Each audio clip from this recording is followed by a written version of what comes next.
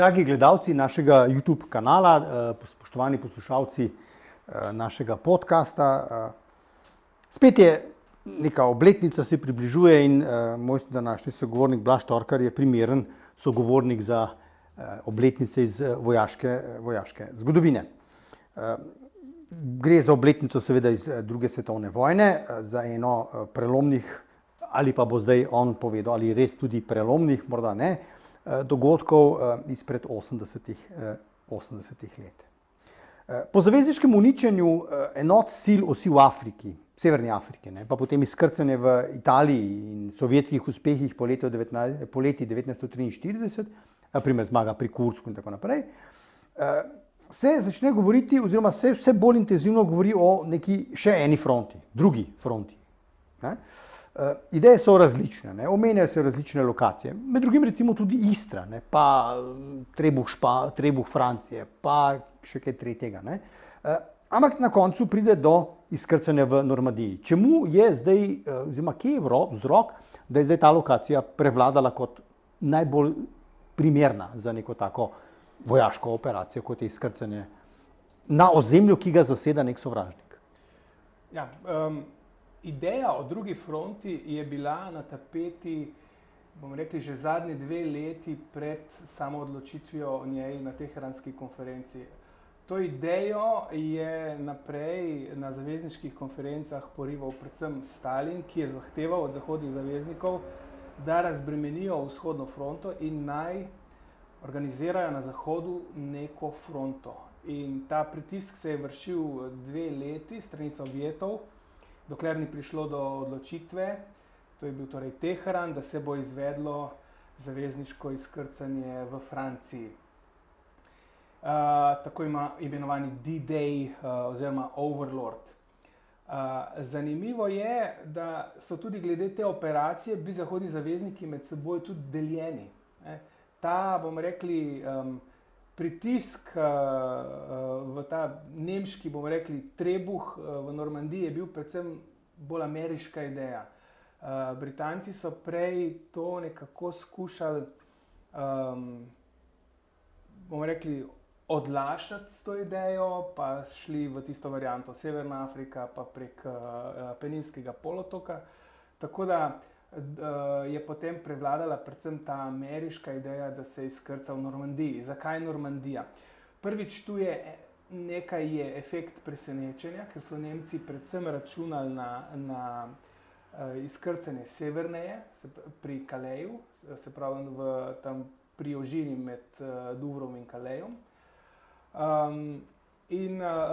To je ta element presenečenja. Drugo je seveda relief. Relief je bil primeren za izkrcanje v Normandiji in seveda gledali so tudi, kakšna je komunikacije iz Normandije do Nemčije. Tu moramo vedno gledati ozadje logistiko, ker logistika v taki veliki operaciji je imela ključno vlogo. In tretja je bila seveda, da so lahko zavezniki z bombniki, z letalstvom dosegli Normandijo. To je bilo tudi pomembno pri samem izkrcanju v Normandiji. Zdaj, izkrcali so se enote angleške, torej britanska, cele Velike Britanije, torej tudi Kanadčani in tako naprej vmes, pa Američani, vemo, 4 tiste izkrcevalne točke, Poveljnik nad vsem skupaj je bil pa Američan. Zdaj je to zvezano s tem, kar si že razlagal, torej da je to ameriška ideja, ali mogoče Angleža, vemo, Montgomery je bil malo bolj koleričen tip, pa ga mogoče iz to razlog tudi kaj zadaj.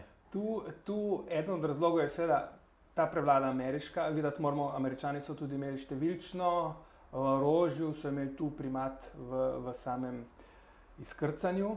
In oni so potem tudi kasneje, če vi gledate, prevladali v tem napredovanju proti Nemčiji. Namreč bila sta vedno v igri 2 koncepta.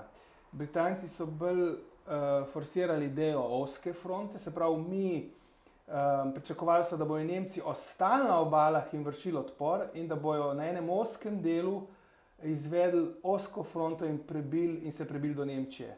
To je operacija Market Garden, ki je Montgomeryjeva ideja, ki je propadla, ki je samo seveda dajalo Američanom jasno vedeti, da je njihov koncept široke fronte bolj primeren. Zakaj? Se pravi, aktiviramo enote, potem, ko se že izkrcamo proti Nemčiji na širšem delu fronte, namreč zavezniki so imeli več enot, kar pomeni, da Nemci niso imeli dovolj enot, da bi lahko pokrili celo fronto. Tako da tu je bila tudi Eisenhowerjeva ideja in to je tudi seveda prevladalo. Se pravi, ponovno Američani prevladajo v tem konceptu po izkrcanju, kako se lotimo Nemčije in kako bo Nemčija poražena. Zakaj Normandija? Zdaj sem se še to spomnil, zaradi tega, ker je bila tudi slabo branjena. Mi moramo vedeti, da Atlantski zid, ki so ga Nemci fortificirali, je bil na nekaterih delih bolj, nekje slabše branjen. Dejstvo je, da so Nemci imeli premalo enot. Tako da so bili tudi Nemci glede obrambe deljeni. Eno je bil Rommel, ki je bil zadolžen za obrambo. On je forsiral bolj enote iz zaledja dati v mesta, na obalo in tam braniti obalo, medtem ko je imel Rundstedt, je imel pa bolj idejo, da se enote v zaledju pusti in se jih pripravi na morebitno uporabo, ko že pride do izkrcanja. Tako da ta disperzija nemških enot je bil tudi problem za Nemce, ko so seveda se zavezniki izkrcali. Zdaj, ko si omenil enote, koliko je zdaj to številk na eni drugi strani? Pri tem izkrcanju je bilo aktivnih, tam govorijo, do 156,000 zavezniških vojakov. Ta prvi val. Nemci so imeli tam do 50,000 vojakov. Se pravi, ta obramba je bila dejansko šibka na nemški strani. Kako kompleksna je ta operacija? Nam poveš le kaj o pripravah? Zdaj, to rekel si ravno kar, 160,000, si rekel. Ja, 156,000. 156,000 v prvih dneh. Samo prvi val. Pa to je količina, ki si jo že predstavljaš težko. Ne glede na to, recimo, da imaš vso tehniko, ampak to je neverjetno število ljudi, ki jih je treba pripeljati do roba, da potem skočijo v tisto plitvino in splezajo na suho. Zdaj, zavezniki so že imeli nekaj vaje, bomo rekli vaje, s temi izkrcevanji, predvsem Američani seveda, s temi skoki od otoka do otoka, Guadalcanal, pa tako naprej v Tihem oceanu. A se da tukaj povezati, so te izkušnje kaj štele ali je prostor, način obrambe nemški, vreme in tako naprej, je to toliko drugačna okoliščina, da pravzaprav tistih izkušnje, neke taktično-tehnične izkušnje s Pacifika nič ne štejejo? Američani so zagotovo imeli izkušnje pri takih izkrcanjih. Kot si že omenil, težavi, kako se rekli, naskoki na te otoke. Iwo Jima je tak primer. Imamo pa recimo še prej izkušnje, ki so jih imeli zavezniki. Recimo Gallipoli je tak primer. Definitivno je pa za razliko od ostalih, bom rekli, izkrcanj, je to zagotovo največja pomorska, kopenska in letalska operacija. Tu govorimo o operaciji, na katero so se zavezniki pripravljali pol leta. Se pravi, ti eno tako izkrcanje ne moreš izvesti v par tednih. Tako da tu zadej je bila vključena ena velika mašinerija vojaška. Sprva je bilo izkrcanje mišljeno maja, ampak je Eisenhower zahteval, da se prestavi operacijo prav zaradi tega, ker ni imel dovolj enot, ker je zahteval še 3 dodatne divizije. In prvotni datum je bil 5. junij, ne 6., ampak 5., ampak so zaradi slabega vremena je potem Eisenhower za 24 ur podaljšal to izkrcanje. Tako da za zanimivost, izkrcanje se je začelo, bomo rekli, vseh teh enot, vključenih je bilo, mislim, da tam okrog kar nekaj tisoč plovil, ne samo vojaška, tudi civilna plovila. Izkrcanje, pred samim izkrcanjem so aktivirali padalce, se pravi, padalstvo je imelo nalogo, v zaledje, v zaledje, v Normandijo, da tam skoči, da prevzame določene komunikacije, predvsem tudi, da da usmerja določene enote, kam je treba iti. Potem seveda bombardiranje je bilo prej aktivno in seveda sabotaže in samo delovanje francoskega odporniškega gibanja, to je eno. In kar bi še posebej poudaril, to je tako zvana, ena od operacij se imenovala Fortitude, se pravi gre za zavajanje nasprotnika, kje se dejansko bo izkrcanje zgodilo. Eno takih je seveda to zavajanje, da se bo višje gor zgodilo pri Calaisu. Pa imamo potem zgodbe z raznih dvojnih obveščevalcev, primere Garbo, ki so dajali napačne informacije o samem izkrcanju. Pa tistega mrtvega, ki so ga v Španiji dali, da ga naplavilo truplo se na obalo. Potem lutke so recimo spadali, odvrgli tudi nad Bretanijo. To je bilo tudi zavajanje. Malo bolj zahodne. Ja, se pravi, da se bo v Britaniji zgodilo. Tako da ta, bomo rekli, manever zavajanja je bil uspešen s strani zaveznikov in očitno jim je dobro uspelo. Kdaj je bilo jasno, da so uspeli? Že 6. ali ne vem, 7., 10. Kdaj je bilo jasno, da ne bojo mogli Nemci vršiti nazaj? Prvi dan še ni bilo vse sigurno, ker sta bile osvobojeni samo 2 plaži. Se pravi, govorimo Juno, Utah, Gold, Sword, pa Omaha. In najbolj problematična je seveda bila Omaha Beach, se pravi plaža, kjer so se izkrcevali Američani. Tako da prvi dan sta bile osvobojeni samo 2 plaži, to sta mislim, da bile tam, ki so delovali Britanci. Omaha Beach je bila pa najbolj na udaru. Predvsem so imeli probleme, ker ko so se izkrcevali, so vojake trenirali, da se bo izkrcevali na nekem določeni obali, ampak so plovila preveč nižje pristala. Poleg tega je bilo slabo vreme in so vojaki bili popolnoma izgubljeni, ko so se seveda začeli izkrcati. Kako je to potekalo v živo, imamo mi prizorjeno v številnih filmih, ki jih lahko gledamo. Se pravi, so tudi dokumentarni posnetki. Tako. So bila izjemno kruta. Tako da pol v naslednjih dneh se že potem pojavi prevlada zaveznikov. Prevlada je bila seveda očitna predvsem v zraku in tudi v količini enot. Nemška Luftwaffe ni bilo več sposobna takrat delovati in jasno je bilo, da bo ta operacija uspela. To je bilo logično, glede na to, koliko enot in da so bile vključene vse 3 zvrsti vojske, ki so jo imeli na razpolago zavezniki. V bistvu je bila pomembna količina, pa dobra priprava. In prevlada v letalstvu predvsem, to je ključno.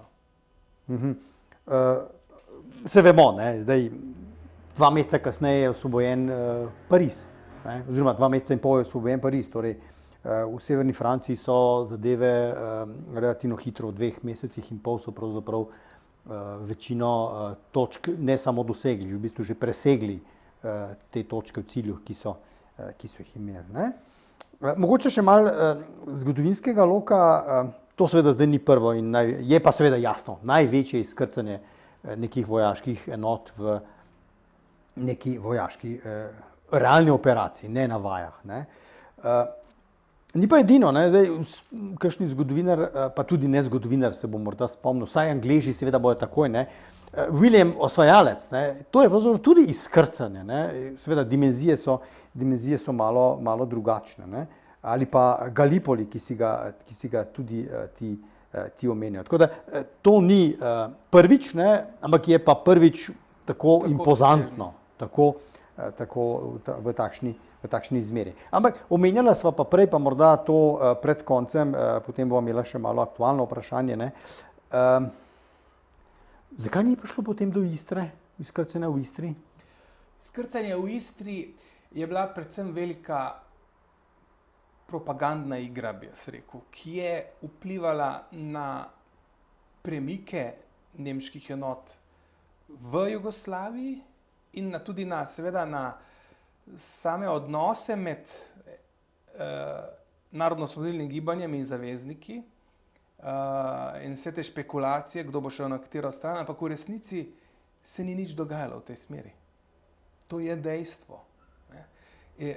Churchill je prihajal na parih konferencah z idejo izkrcanja, ne v Jugoslaviji, na Balkanu. Imamo variante Dodekanes, imamo Lošinj, imamo Istra, teh variant je več, če boste gledali zavezniške dokumente, tega je veliko. Ampak Churchill je imel že nasprotnike znotraj britanskega tabora, znotraj britanske vojske, da ne govorimo sploh o Američanih, ki so bili takoj ostro proti, da se, bom rekli, zavezniška vojska, ki se je premikala po Apeninskem polotoku, deli na dva dela. Seveda, pravzaprav so bili precej globoko, še precej južne je bila fronta, ni bila fronta, ne vem, zgoraj pri Bologni, imamo še kar traja, da pridejo do Patske nižine, ne. To pomeni, da bi imeli zavezniki pravzaprav Nemcev z Jugoslavije in iz Italije, ne, bi sile, ki bi lahko prišle v ta severno-jadranski punkt, ne, in stisnile zaveznike. Tako da... Torej, poudarjam, to je bila predvsem Churchillova ideja. Mogoče to ima za Gallipoli, se je hotel spet pokazati za mojstra, ker pri Gallipoli seveda je zamočil, po domače rečeno. Ne, to. Ampak zakaj tudi niso se izkrcali, to je treba tudi povedati. Tu moramo gledati pa že strategijo zavezniško.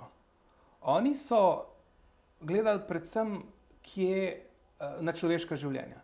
Oni so vedeli, da je Jugoslavija in Balkan nek sod spodnika, to jih je zgodovina učila. In vedeli so, mi se ne smemo peči v Jugoslaviji in povzročiti to, da bojo zavezniška življenja padala v Jugoslaviji. Ne.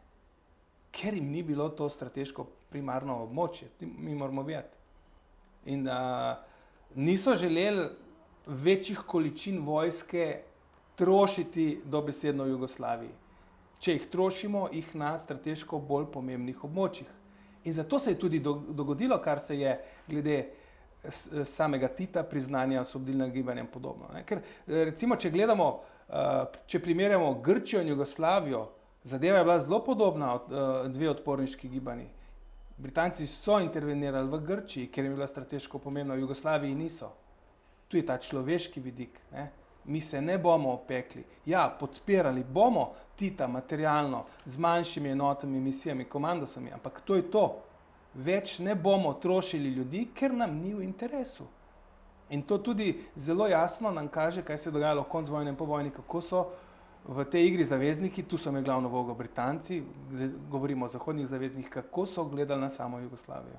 No pa Istra najbrž tudi problem, ne, sej noben, ki ni, mislim, ne rabiš biti nek velik vojaški strateg in tako naprej in bi ugotovil, da pač v Normandiji greš po ravnem, ne, ker je sodobno tehniko takratno, ki je primerljiva pravzaprav z današnjo, ne, nismo nekaj silnega napredka, razen pustimo atomska bomba, ne, ampak v hribe s tehniko, torej z kopenskimi siljami, ki so motorizirane, ne, to niso pešaki, ne, to so motorizirane, tu se ne boš pa nobeni železnici, ki bi sicer Nemci lahko uničevali, pa tako naprej, kar so seveda počeli, ampak to nobene logike ni. Ne. Moramo pa vedeti, da so seveda tipali zavezniki tudi samo Istro. Ne samo v smislu, kater narod tam živi, kakšna je nacionalna sestava, ampak tudi glede možnega izkrcanja, kakšna je obala,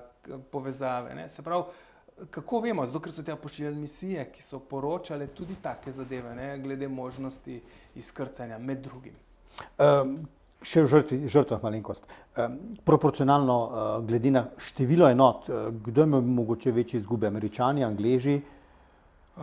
Glede izgub imam nekaj cifr, ampak največ izgub so imeli predvsem Američani. Danes nas o tem opominjajo številna pokopališča v Normandiji. Mislim, da v tem prvem naskoku je bilo žrtev tam okrog 4500, tam okrog 4000 na obeh straneh. To je samo ta prvi naskok. To je rano jutro 6. Te žrtve so se seveda potem povečevale iz dneva v dan. No, toliko za informacijo. Ja. 4000, to je približno ena cela slovenska mala občina. Ja. Ne? Vsi. In to pravzaprav morata biti dve občine. To je ker več so kot tudi polovica slovenske vojske. Ne? No, ta je še najbolj neverjeten podatek. Ne? Zdaj, 80 let letos mineva, ne? Saj to zdaj že traja desetletja pravzaprav, ne? Da zavezniki in takratni zavezniki in takratni nasprotniki, torej Nemci seveda, se drugih tu ni, ne? Skupaj komemorirajo ta dogodek. Ne?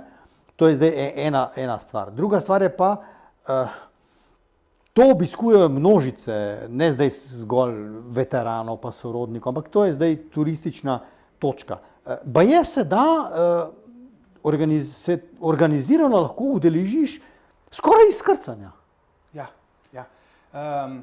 Kar je mi sicer malo obskurno, no? To moramo vseeno reči. Ne? Zadnja leta je zelo popularno tako zvano izvajanje študijskih potovanj po različnih vrstah vojaških operacij, kampanj, bitk in podobno. Ena je, bomo rekli, vojaška verzija. Tu se predvsem poveljniški kader na osnovi izkušenj iz preteklosti in analize takih bitk, operacij, se poveljniški kader izobražuje, kako so nekdaj, bomo rekli, organizirali te operacije, kako se je vodilo, poveljevalo, in se seveda ta znanja prenaša na sedanji, bomo rekli, vodstveni poveljniški kader. Tako da temu se rečejo vojaška študijska potovanja, ki se jih organizira več dni, in Overlord oziroma D-Day je ena najbolj popularnih. Obstajajo priročniki, s katerimi se lahko izobražujemo v tej smeri. Se pravi, tu gre predvsem vodenje in poveljevanje, kako mora voditelj delovati v določeni situaciji in kako ne. In tu so različne verzije teh izobraževanj, ki grejo tudi v smer igre vlog. Ti igraš vlogo tega poveljnika, ki napada, ti igraš vlogo branitelja, se pravi nekega nemškega poveljnika. Seveda to je mogoče samo v primerih, ko imamo mi vere obeh strani, da imamo dobre zgodovinske vere, ki nas, bomo rekli, informirajo o teh zadevah. So pa seveda tudi razne civilne organizacije, ki za dobro plačan denar lahko ti tudi organizirajo tako vodenje. No, ampak ta vaja, ne, v smislu vojaškega treninga, ne, malo je nerodna stvar, ne, si ti vse veš, kako so reagirali. To se pravi, en mora igrati vlogo strogo po viru, ne, en pa... Ni. Razumeš? Naloga voditelja je, da on pove, kritično ocenjuje tudi nekega voditelja. Ne, da mi gremo skozi postopek po šabloni. Ampak gre tu je ključ v tem, da se na koncu vzpostavi diskusija med samimi udeleženci. Torej gre za analizo. Analiza, se pravi, kaj je šlo narobe, kaj je šlo v redu in podobno. In da se stvar aktualizira. V tem je poanta tega. Se v bistvu vsa taktika, ki danes obstaja v vojski, se piše na osnovi zgodovinskih analiz. Prakse in izkušnje. Točno to. Tu ni neke hude umetnosti tle zadaj, ne? Znanosti. Ok, to je zdaj if, ne? Pa kljub vsemu. Ne? Če ne bi bilo druge fronte, bi bila kje drugje? Ja, verjetno bila, to pa tudi sam ne vem. Bile so variante, ja, tudi druge. Mislim, bi bila druga fronta, ampak ne bila lokacija ista. Ne? Ja, točno to je. Ker Stalin je pritiskal. Stalin je pritiskal, ja, in to se je moralo prej ali slej zgoditi. Zahodni zavezniki so bili tle postavljeni pred dejstvo. Mi moramo vedeti, da se je takrat druga svetovna vojna, tudi če naredimo danes analizo druge svetovne vojne, bodimo iskreni, lomila se je na plečih Sovjetov. Seveda, 27 milijonov. Največ žrtev. In tu je imelo tudi v propagandnem pomenu, je imelo to izkrcanje izjemno pomembno vlogo za zahodne zaveznike. Že če samo pogledamo karto, koliko od Moskve do Berlina in koliko od plaž Normandije do Berlina, ne? Razdalja je več kot dvakrat večja. Ja. In tukaj je tudi zanimivo pri tem izkrcanju. Zavezniki so pričakovali, da bo nemška vojska ostala na obalah in da se bo branila. Ne. Nemška vojska je zelo hitro zapustila Francijo in Belgijo in šla na Ren, oziroma šla je na meje Nemčije.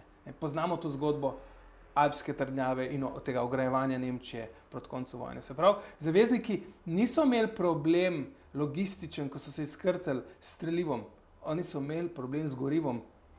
Ja, ni dohajalo, potrebe po premikih so bile večje kot je prišla možnost, da bi to pokrila, Tako, z gorivom pa z vozili. To je bil največji problem takrat.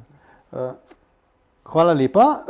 Zdaj, seveda, leto 1944 in 2024 to je 80 let, ampak pred nami je še nekaj možnih vsebin, ne nazadnje čez včeraj leto dni, bo 80 let dneva zmage. Tako da imamo mogoče še kaj zapovedati. O dnevu zmage zagotovo, ker ta dan zmage je pravzaprav tisto, kar je temelj vsega tega, kjer smo danes. Bolj ali manj. Hvala še enkrat.